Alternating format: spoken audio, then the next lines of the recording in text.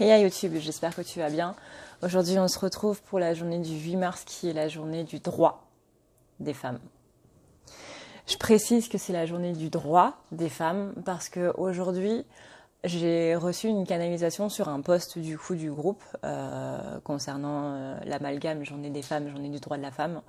Et je trouvais important de faire un tirage qui était centré là-dessus, sur comment faire pour faire ressortir notre féminin sacré, parce qu'aujourd'hui c'est un petit peu une journée qui va nous permettre de comprendre notre féminin sacré, d'être dans la compassion et ce genre de choses. Et du coup, je voulais vous lire cette canalisation avant de commencer le tirage.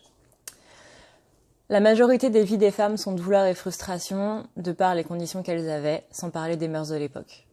Aujourd'hui, on peut brandir le poing sans se faire tuer, on peut parler des erreurs de la société à notre égard sans finir brûlée vive ou noyée. On peut faire ce qu'on veut sans trop de problèmes. Et c'est ce que tu dois célébrer aujourd'hui. Nous n'avons jamais eu la chance de célébrer le fait que nous soyons des femmes. Et nous, qui sommes mortes parce que nous avons voulu avoir des droits, nous ne voulons pas que cette journée soit un combat, mais une journée où on regarde en arrière et où on célèbre l'avancée qu'il y a eu. Non qu'on se dise qu'il en reste encore. Ne prenez pas ces droits pour acquis en agissant de la sorte, en disant qu'il en reste encore à faire, c'est ce que vous faites. Vous prenez pour acquis et vous demandez plus.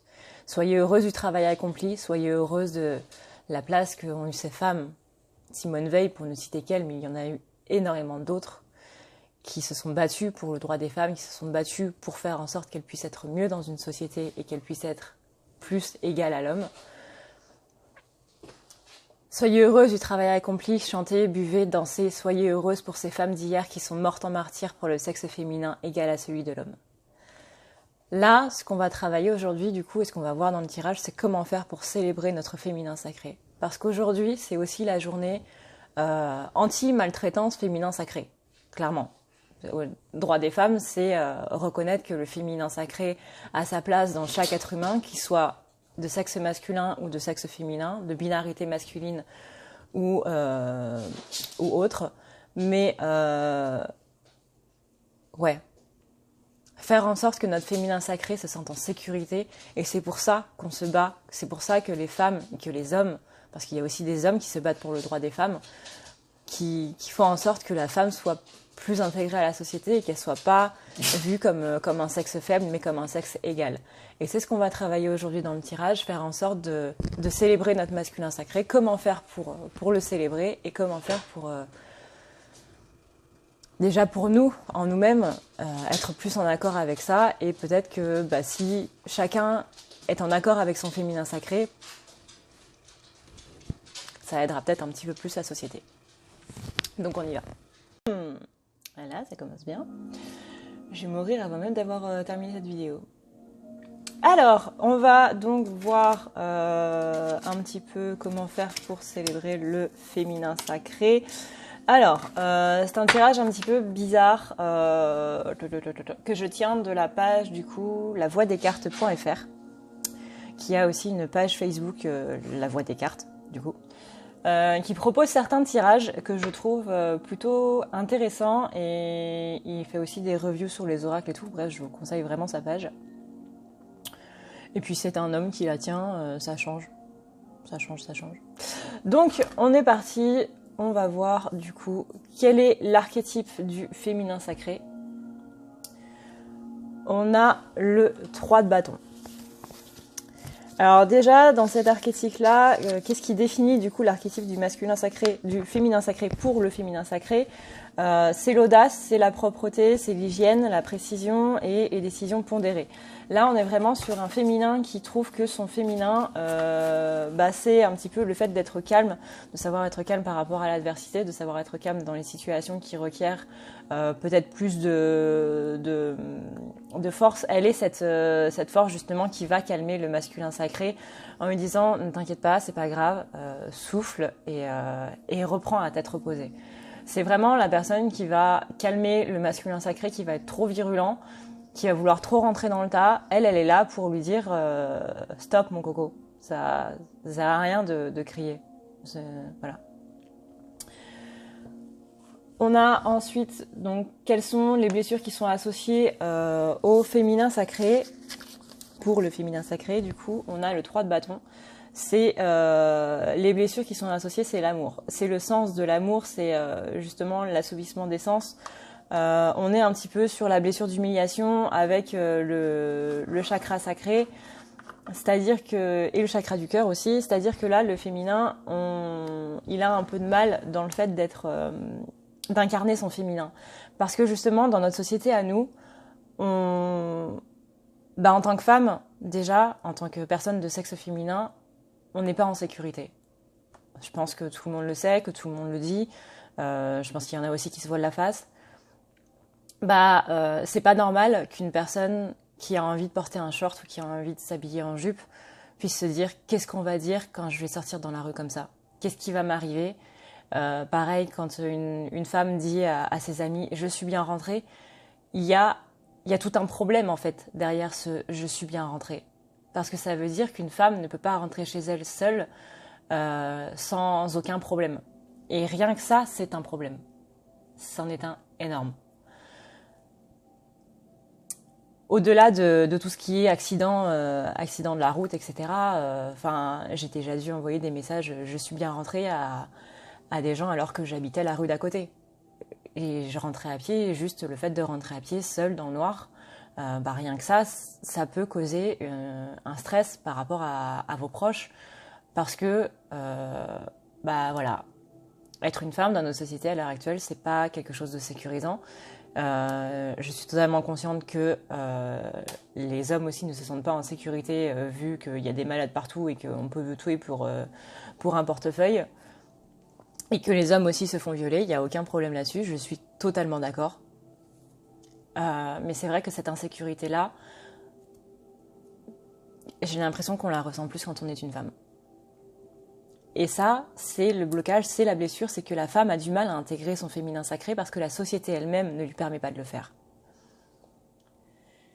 Donc comment peut-on justement les soigner ? Par la mort. Alors on vous demande pas de mourir, on vous demande pas de retirer votre utérus non plus, on vous demande pas de vous ligaturer les trompes ou de vous ligaturer la vulve.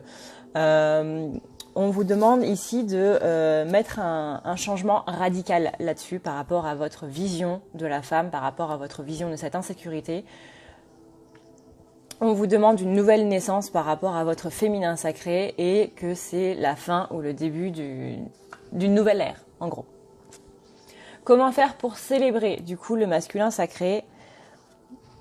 On a le valet de denier qui incarne du coup le fait qu'il y a besoin d'un guide, il y a besoin d'enlever cette sorte de naïveté, entre guillemets. Ce que j'entends de naïveté, entre guillemets, c'est... alors, je vois ce qu'ils veulent dire, mais maintenant, pour mettre des mots dessus... Voilà, je vais me faire engueuler dans mes commentaires, ça va être sympa. Merci les gars, j'adore. C'est un petit peu en rapport avec la canalisation que j'ai faite, dans le sens, ne prenez pas pour acquis ce qu'on vous donne. Quand on a des droits, il faut toujours se battre pour les garder. Parce qu'ils peuvent partir d'un moment à l'autre. Et c'est vraiment cette notion de... N'ayez pas la naïveté de croire que tout est acquis, n'ayez pas la naïveté de croire que rien ne sera jamais acquis non plus. C'est qu'il faut trouver cet entre-deux, c'est là et ça peut partir et on ne l'aura jamais. On ne veut pas dire par là que la femme est naïve, voilà, je précise. Au contraire, elle est beaucoup plus raisonnée que le masculin sacré. Parce que c'est elle qui raisonne.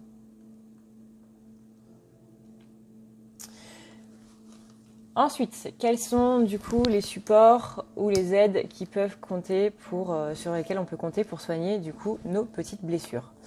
On a le roi de bâton. Alors le roi de bâton retourné, on est sur une carte qui nous parle de suggestion, d'austérité, de tristesse et d'ambiguïté. Tout ça, faut l'enlever. Voilà. Tout ça, c'est pas bon pour nous, c'est pas bon pour le féminin sacré, c'est pas bon pour avancer là-dessus. C'est pas comme ça qu'on va le célébrer, c'est encore moins comme ça qu'on va réussir à l'acquérir. Donc, ne pas être une femme qui dit oui à tout parce qu'elle a peur du coup de dire oui. faites attention à votre vie quand même. Il y a des fois où vous dites vous prenez un couteau dans le ventre. Il y a des fois où vous dites non, vous prenez un couteau dans le ventre non plus. Aussi, voilà, je vais arriver à parler un jour. Soyez dans votre entièreté, mais sentez-vous en sécurité dans votre entièreté. On a ensuite le battleur, retourné aussi. C'est bien, comment faire pour avoir des aides? On a des aides retournées. L'ambition mais pas trop, l'erreur d'évaluation, la froideur. Ne soyez pas, du coup, parce que la société rejette, entre guillemets, le sexe féminin, les personnes de binarité féminine, qui se sentent féminins, etc., c'est pas parce que les personnes vous rejettent, c'est pas parce que les personnes vont chercher à vous humilier qu'il faut devenir la froideur incarnée. Je vous le dis parce que je l'ai été. Mais je l'ai été quand j'étais ado. Et depuis, j'ai grandi.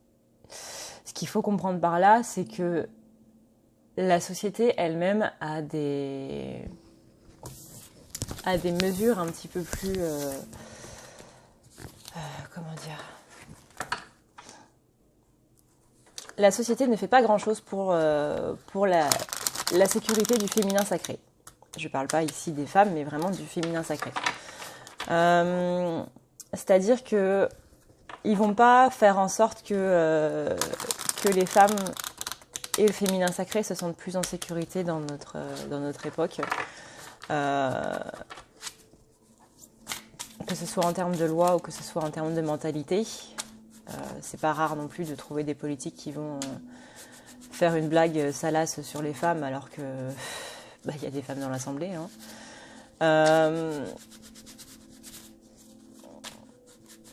C'est pas non plus les personnes qui sont autour de nous qui vont avoir une bonne vision de la femme. Enfin, voilà, je pense que on a toutes et tous été déçus d'un commentaire ou d'un post Facebook d'un ami qu'on croyait sympa là-dessus et qui partage une vision et qui finalement vient vous envoyer un truc en pleine gueule et qui fait que vous êtes juste déçus en fait, cette personne-là, par rapport à ça, et vous vous rendez compte que l'égalité des femmes et des hommes, elle a encore un beau chemin à faire. Et là, je parle dans les deux sens. À la fois la femme envers l'homme et à la fois l'homme envers la femme. Parfois, on voit une égalité qui n'y est pas et c'est dans les deux sens.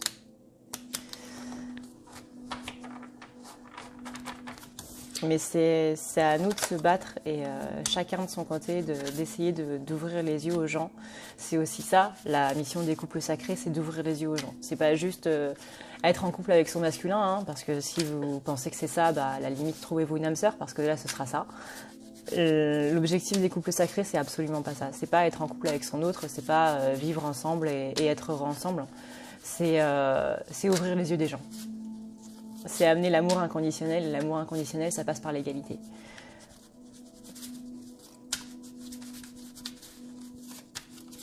Du coup, j'ai perdu ce que je voulais dire. Voilà. Tu vois la féminine qui passe du coq à l'âne et qui a du mal à retourner au coq et qui fait un détour par New York. Désolée, je te l'ai piqué. Donc maintenant, comment le masculin sacré peut faire pour célébrer son féminin en lui? Alors, quel est l'archétype? Quelles sont les blessures? Comment les soigner? Comment les célébrer? Et quelles sont les aides qu'on nous apporte?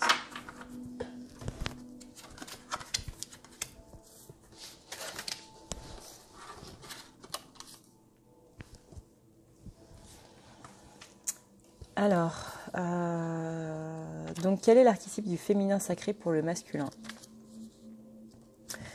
On a le 2 d'épée. Donc là, ça représente, le féminin sacré représente pour lui l'équilibre.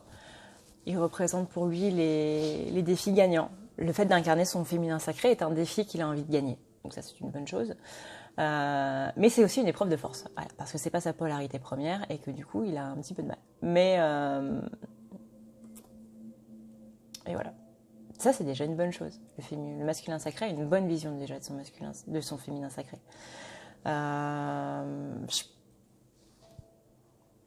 Pour moi, j'ai l'idée que incarner du coup le masculin sacré quand on est une femme est un atout. C'est ce que je peux voir aussi chez ma meilleure amie, dans le sens où elle crée elle-même cette sécurité-là en incarnant du coup le masculin sacré. Parce que le masculin sacré, c'est la sécurité, le sentiment de sécurité et le fait de protéger son féminin sacré intérieur. Voilà, il faut que j'arrête de valser entre les deux. Le masculin sacré donne cette sécurité au féminin sacré intérieur pour pouvoir lui permettre d'être plus serein, du coup, dans son incarnation. Donc le fait d'être une femme avec un masculin sacré est une bonne chose dans le sens où on se sent plus en sécurité dans le monde. On sait ce qu'on veut, on sait qu'on va taper du poing sur la table si on est emmerdé. Bien sûr, on a quand même ce sentiment d'insécurité par rapport à la société actuelle. On a quand même peur de se faire violer quand on rentre tard le soir. Évidemment, forcément. Mais le masculin sacré est là pour donner ce sentiment de sécurité-là qui est quand même très très important. Et c'est pour ça que moi, ce que j'ai eu à travailler avant mon féminin sacré, c'était mon masculin sacré. Pourquoi ? Parce que justement, j'avais besoin de ce sentiment de sécurité-là, surtout que j'ai été violée quand j'étais enfant. J'avais besoin de dire vraiment au revoir, adieu à ce sentiment de... Bah ouais, que si je marchais dans la rue, il allait forcément m'arriver un truc grave. Et j'ai grandi dans cette culture du viol-là, en plus d'avoir été violée, donc je vous raconte pas le délire. Mais c'est vraiment un constat que je fais. Les féminines actuelles ne s'en rendent pas compte, mais il y a une majeure partie de leur vie qu'elles ont vécu en étant masculin. Pourquoi ? Parce qu'il fallait enlever ce sentiment d'insécurité-là et que c'était très important. Et là, justement, le fait que cet équilibre soit là chez le masculin sacré, c'est que lui aussi, il sent qu'il y a quelque chose à faire de ce côté-là. On a ensuite donc le 3 d'épée. Le 3 d'épée dans quelles sont les blessures. Les blessures, c'est la peine, c'est la tristesse, c'est le fait d'appréhender justement cette polarité-là et la crise d'identité. Pourquoi ? Parce que c'est pas sa polarité première et que du coup, le fait d'incarner le féminin sacré, ça lui fait un petit peu bizarre. Ça lui fait très bizarre et justement, de par cette insécurité qui est créée par la société, ça lui fait peur aussi. Parce qu'il se rend bien compte que son féminin intérieur, il n'est pas très très rassuré dans le monde d'aujourd'hui. Et il voit bien aussi que son féminin sacré n'est pas très très rassuré dans le monde d'aujourd'hui. Que votre féminin soit un homme ou une femme. Généralement, si vous avez un corps de femme, vous vous sentez pas en sécurité de par votre corps. Et si vous vous sentez féminin sacré à l'intérieur, dans un corps d'homme, là vous prenez toutes les insultes sexistes, homophobes et tout machin. Voilà, les transsexuels malheureusement ne vivent pas une vie très sereine non plus. Il y a qu'à voir Facebook, rien que ça. Facebook et Twitter, je vous assure, c'est à se planter une balle dans la tête. Donc le masculin sacré voit bien que peu importe votre sexe, si vous avez un féminin sacré qui est dominant, on a un peu l'impression que la société elle-même nous rejette. On a ensuite donc le valet de bâton. Le valet de bâton, c'est comment les soigner.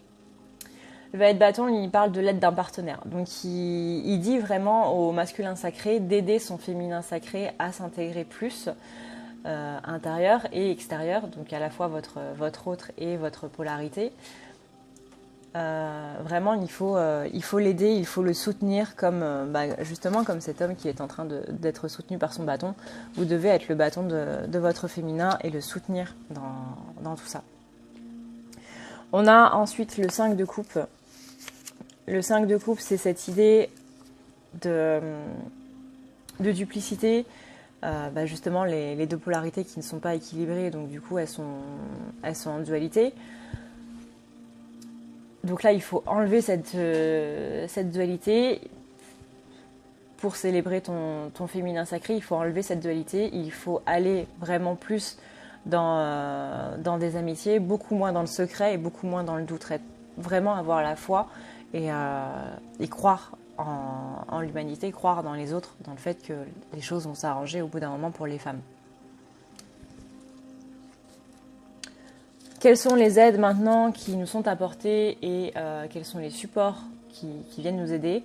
On a le monde, donc le monde c'est le bonheur, c'est l'harmonie sentimentale, c'est les nouvelles naissances, là on parle d'âme aussi. Et on a aussi la lune qui est, comme par hasard, l'astre des féminins sacrés. La lune c'est tout ce qui est changement, c'est tout ce qui est mutation, c'est un signe mutable, c'est une planète mutable, pardon. C'est vraiment cette idée de rêve, de magie, d'illusion, de repos, c'est tout ce qui montre le féminin sacré. Donc comment faire pour aider le féminin sacré? Masculin, tu dois incarner ton féminin sacré. Et c'est pour ça qu'aujourd'hui, peut-être, possiblement, même si c'est juste pour quelques heures, pour une journée ou pour plus, que certains féminins vont switcher en féminin. Que certains masculins vont switcher en féminin. Voilà, je vais arriver un jour à ne pas me tromper dans ces polarités. Voilà. Bon, je suis désolée du coup si ça vous a embrouillé. Tac, tac, tac, tac. Voilà. Donc voilà, pour aider ton féminin sacré, tu dois incarner ton féminin sacré masculin.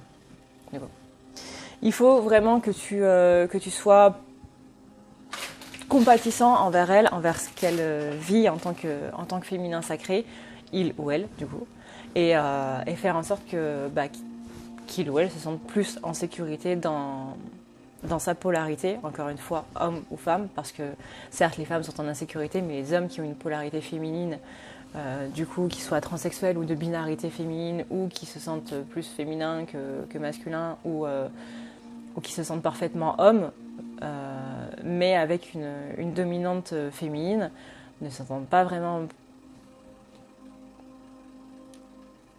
en sécurité, encore une fois, par rapport à la société actuelle. Pourquoi? Parce que la société a tendance à rejeter le féminin sacré, parce qu'il est ancré dans la société, justement, que le féminin sacré est un sexe faible, donc une polarité faible.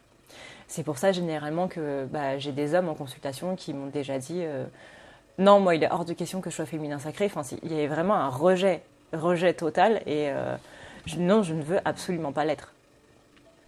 Parce que c'était dégradant, en gros, d'être une polarité féminine quand on a un sexe d'homme, ou qu'on se sent homme. C'est pas une notion de... Enfin, être une femme ou être de polarité féminine, c'est pas une honte, en fait. Et il y a tout cet amas, en fait, par rapport à ça, qui est là, et qu'on doit casser. Et couple sacré, vous êtes aussi là pour ça. Vous êtes là pour ouvrir les yeux par rapport à tout ce qui ne va pas, en fait. Tout ce qui n'est pas amour inconditionnel dans cette société, sur cette planète. Vous êtes là pour ça.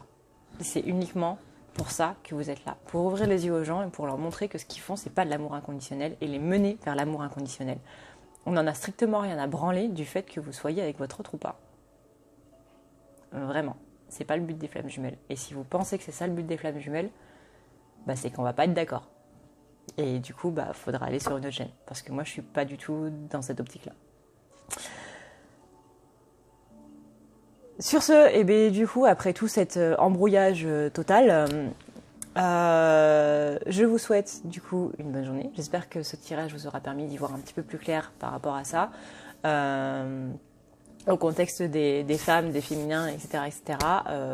Désolée du coup pour les embrouilles, parce que je pense que je me suis embrouillée moi-même.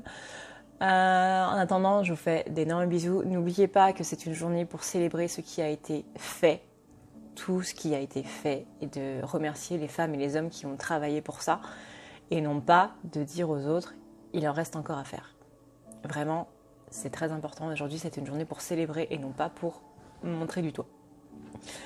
C'est du moins ce qu'on m'a dit en canalisation, et je vous assure que canaliser Simone Veil, ça fait très très bizarre, et je m'en remets toujours pas. Voilà. Mais je pense qu'il n'y avait pas qu'elle, c'était un collectif entier en fait. Mais voilà, elle était dedans.